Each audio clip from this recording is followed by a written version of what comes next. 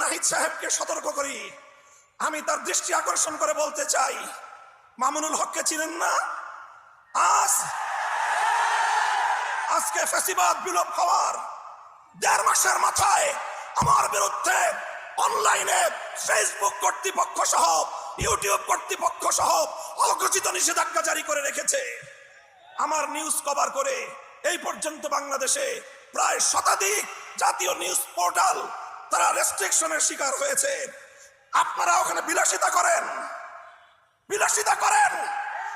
বৈষম্যের বিরুদ্ধে সংগ্রামী আমাদেরকে আমাদের সমস্যাগুলোকে সমাধান করবার কোন চিন্তা আপনাদের নাই। আপনারা উপদেষ্টা পরিষদ রাষ্ট্র পরিচালনা করতে পারবেন না আমাদের সহযোগিতা ছাড়া।